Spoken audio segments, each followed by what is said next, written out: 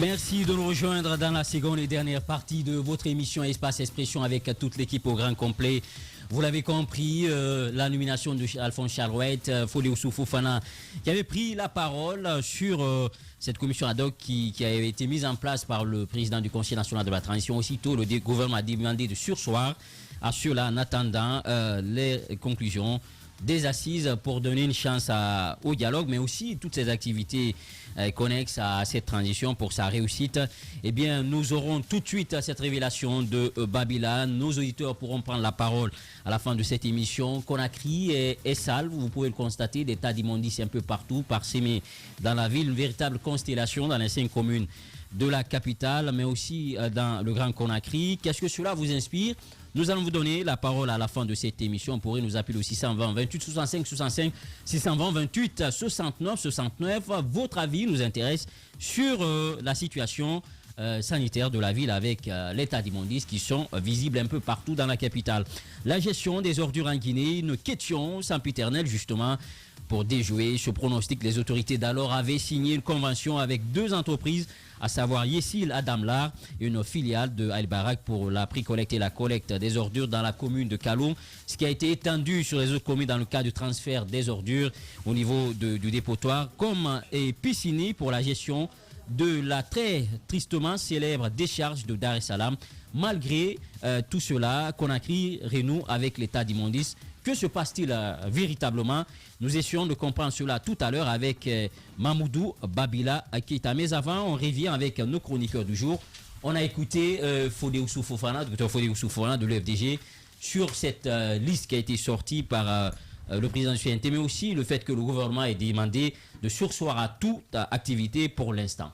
Oui, Guiba, je vais réagir sur la dernière des choses qui s'est produite. Fodé Fofana, à l'écouter, je me rends compte qu'il y a des problèmes dans sa formation politique. Décidément, la relève n'est pas assurée de ce côté parce que quand on écoute les vice-présidents de l'UFDG, quand on écoute Kalemodou Yansane qui dit que c'était pas le RPG, qui réprimait que c'était l'État, et aujourd'hui, cette communication de Fodé Fofana me donne des outils, des mesures, un thermomètre intellectuel concis et précis sur la personnalité de l'homme.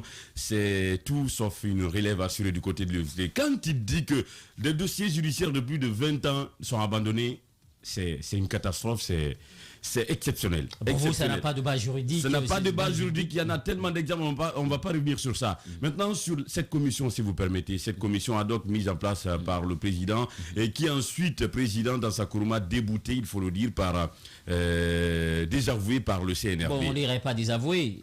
Pour l'instant, on va rester sur les mots qui sont dans ce communiqué.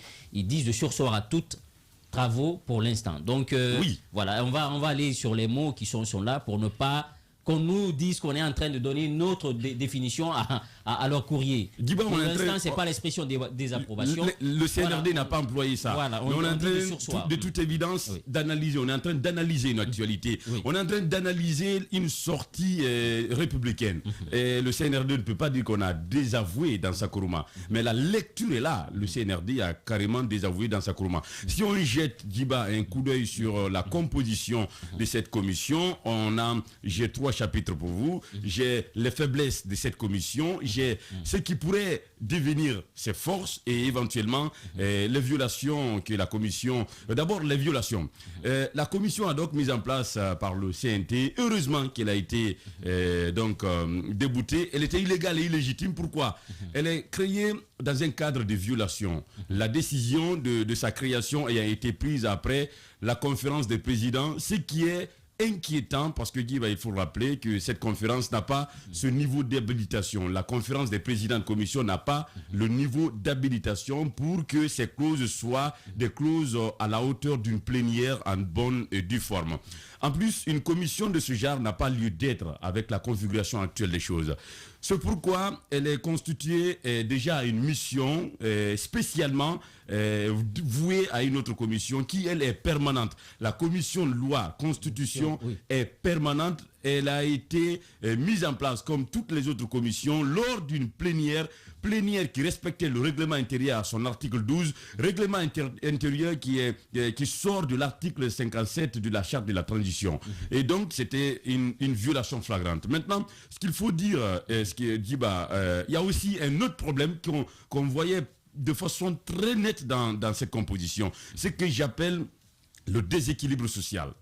Ça me fait de la peine de le dire, de donner raison aux extrémistes, c'est comme ça que je les appelle, mais dans sa Kourouma ne me facilite pas la tâche. C'est pourquoi donc je disais l'article 57 de la charte de la transition oblige le CNT à faire un effort d'équilibre social et sociétal dans la composition de toutes les commissions et surtout dans l'organisation sociopolitique de son entité.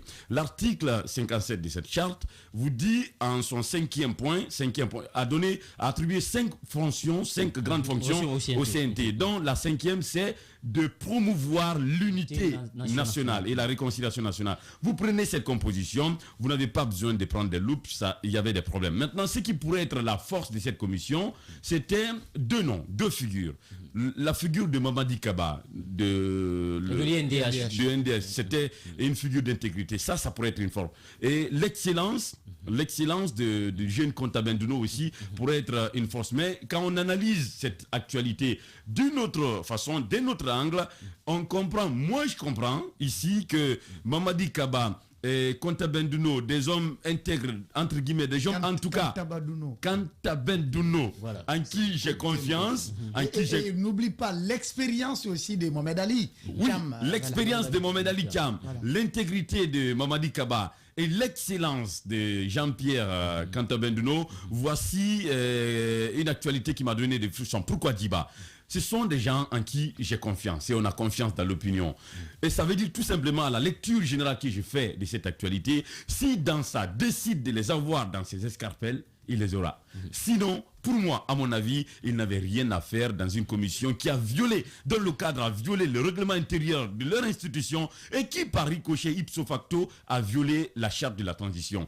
J'ai beaucoup de respect pour eux, mais ils n'avaient rien à faire dans cette commission dont la base était donc constituée sur une violation. Aussi, c'est sur la parité, parce que n'oubliez pas que dans la charte de la transition, les 30% pour les femmes, ça n'a pas aussi été respecté parce qu'on n'a qu'une seule femme. Il faut le rappeler, sur 6 hommes, une seule femme, c'est quand même regrettable.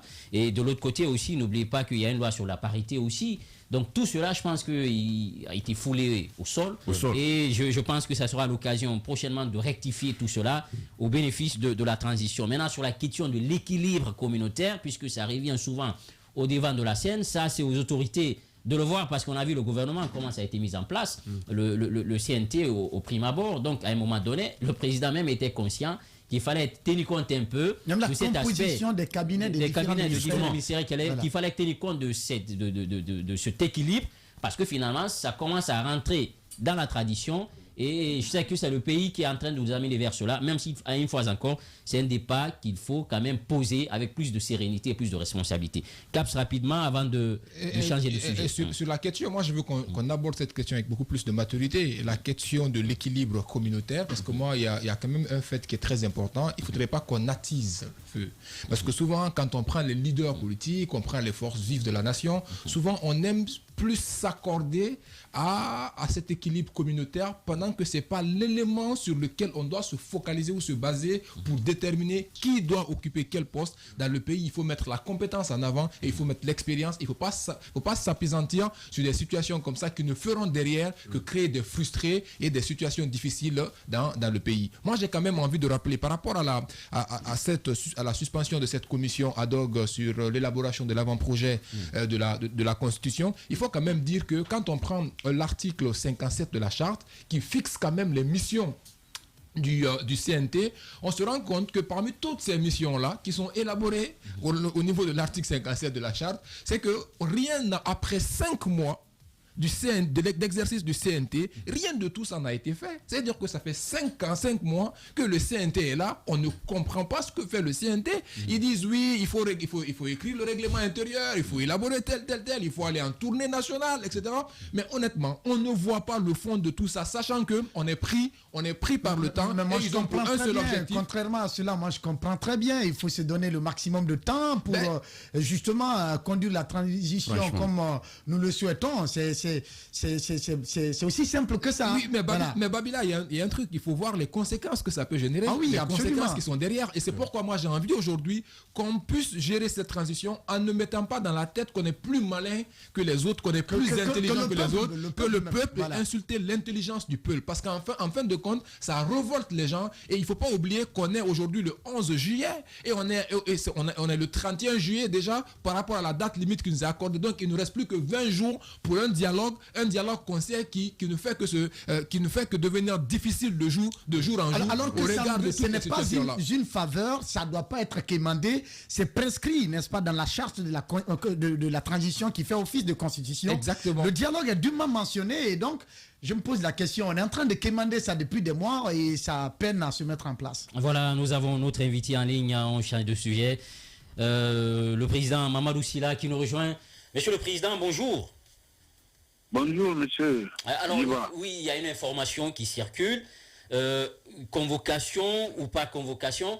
Est-ce que c'est vrai, vous avez reçu une convocation de la CRIEF dans l'affaire Air Guinée? Vous savez, je viens de répondre, je crois à d'autres médias. Si je suis convoqué, c'est celui qui me convoque que je peux dire oui ou non. Donc vraiment, je ne veux pas que l'affaire soit ni polémiquée, ni politisée aussi. Vous savez, d'autres personnes sont convoquées, la même chose, puis bon, le bruit fait que je crois que même ça affaiblit un peu même CRIEF. Vous savez, tous les gens, le régime, n'est-ce pas, les directeurs qui ont géré les régimes, n'est-ce pas, le régime financier en Guinée, ils ont tous parti, ils ont couru, ils sont partis il y a longtemps. Donc, parce que tout simplement, avant qu'on convoque quelqu'un, et puis on a les magistrats ou je ne sais pas qui fait fuite complètement au niveau de la presse, généralement les gens ils prennent tendance, ils parlent. Bon, moi, j'ai dit à tous les Guinéens que si on me convoque, je viendrai les jours aussi à l'heure, à temps. Je n'ai pas de problème, je ne me reproche pas de quelque chose. Il n'y a pas de problème, il n'y a pas d'inquiétude dessus. Alors, récemment, Monsieur le Président, vous disiez que cette histoire, que tout le monde doit s'inquiéter, que vous ne savez pas où la machine, n'est-ce pas, de convocation va s'arrêter et que vous-même, vous êtes prêt justement à répondre à l'appel de la CRIEF aujourd'hui. Ça spécule. Est-ce que cette sérénité est menacée aujourd'hui qui vous empêche de nous répondre concrètement et dans un langage franc que oui, vous êtes bel et bien convoqué à la CRIEF?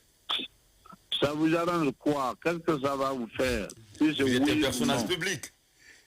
Bon, alors moi je dis, celui qui me convoque, si j'ai reçu la convocation, ça lui je réponds.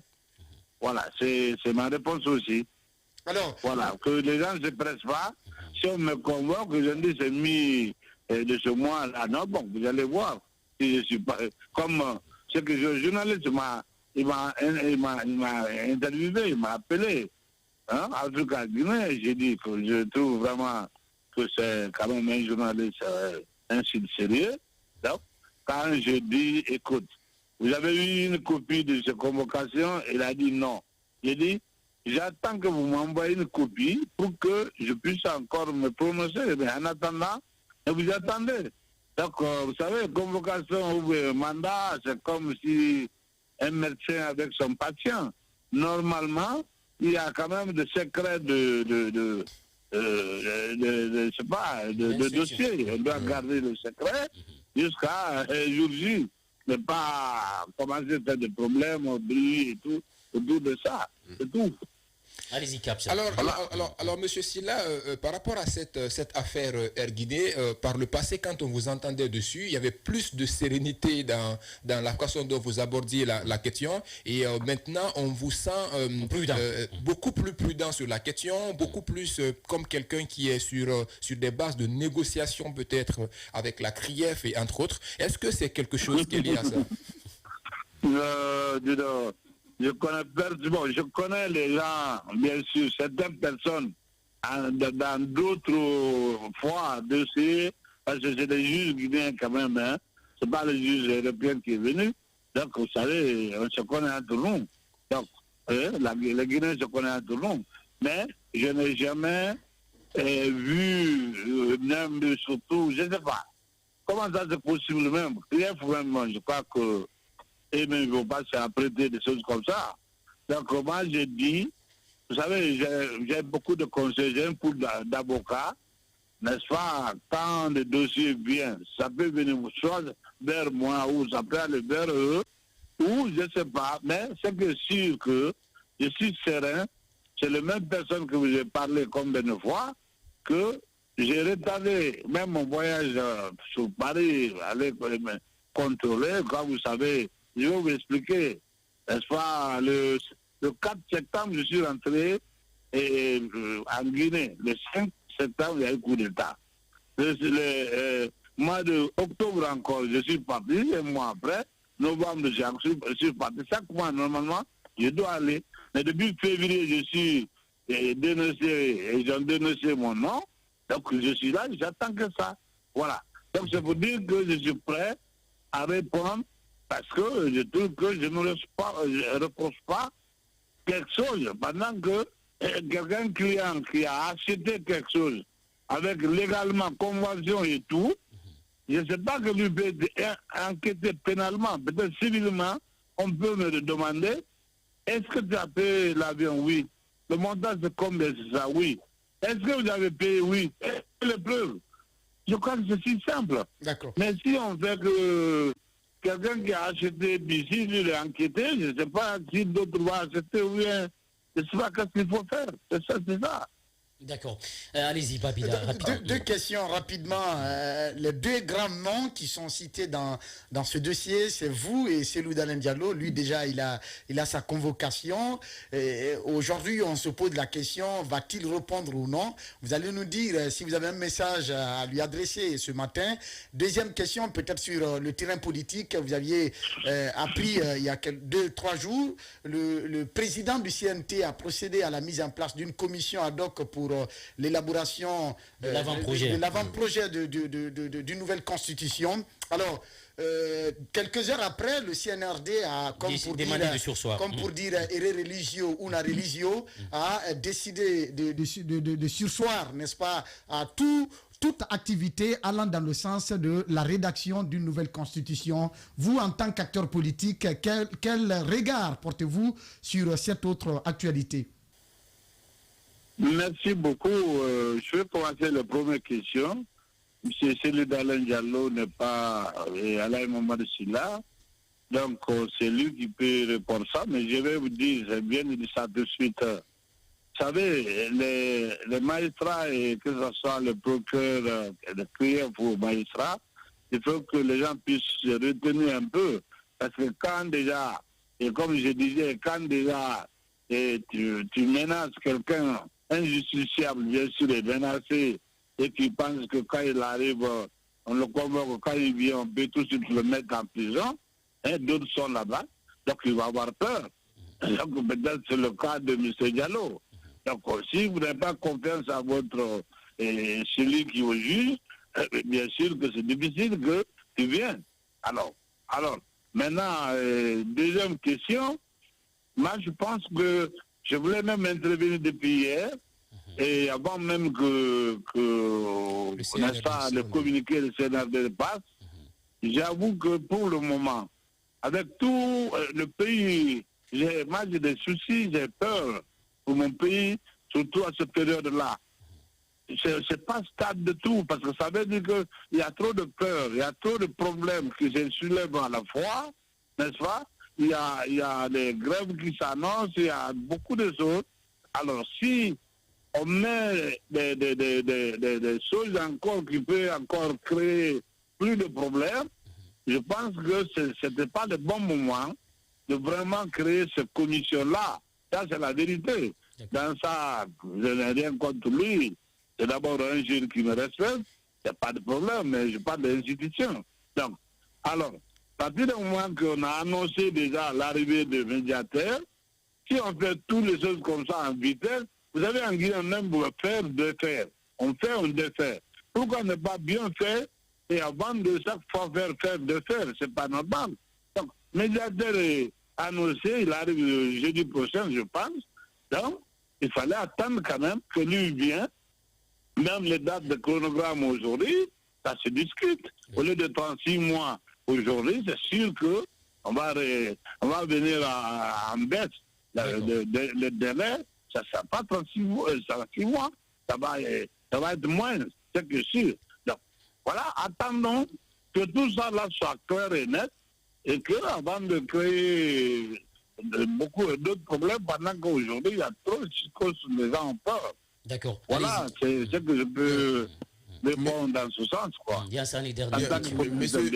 Monsieur Mamadou Sylla, vous avez suivi au même titre que nous tout à l'heure le vice-président de l'UFDG, Dr Fodé Oussoufou-Fofana, parlant de la mise en place de cette commission ad hoc du côté du CNT par le président Dansa Kourouma.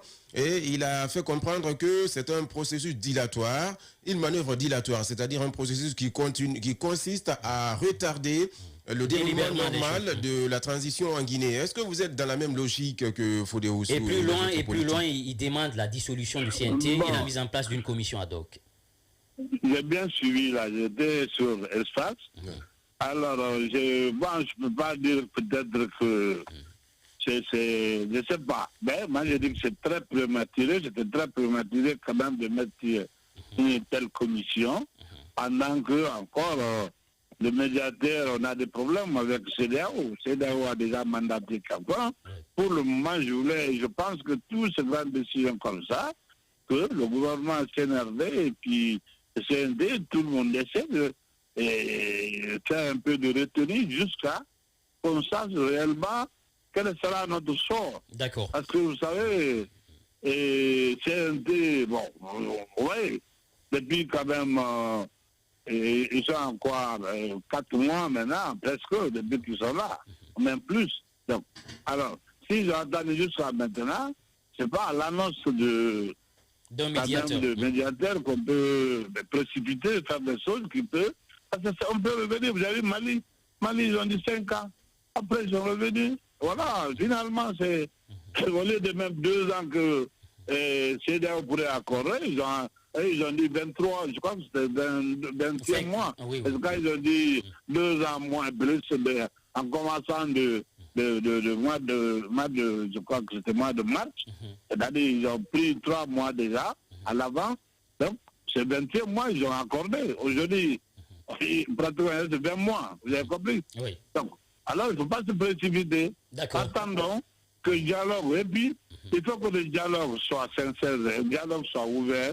Parce qu'on n'a pas commencé le dialogue encore. Oui, on nous a réuni 300 personnes dans une salle, et puis on dit dialogue. Ce n'est pas ça le dialogue. Il faut que le dialogue, proprement dit, soit commencé. Là, soit c'est plus sûr. Mais maintenant, là, vraiment, moi, j'ai beaucoup d'inquiétudes. D'accord, on l'a compris. En tout cas, vos inquiétudes, on les comprend. Monsieur le Président, en tout cas, Mamadou Sylla, merci, Monsieur le Président, d'avoir accepté notre invitation. Merci, M. Djabi. M. Djiba, hein? Ouais, oui, Djiba, oui. Djiba, merci beaucoup. Je suis le Guéguédou, attention. Ah, d'accord. C'est mon parent, alors. Il n'y a pas de problème, c'est partagé. Je suis né là-bas, ouais. Je sais, vous me l'avez dit. Merci en tout cas. Merci bien. Merci. Voilà. Autrefois, Guéguédou, ville, lumière et carrefour du destin. Aujourd'hui, complètement oublié, il faut le rappeler, avec l'état des routes et tout ça.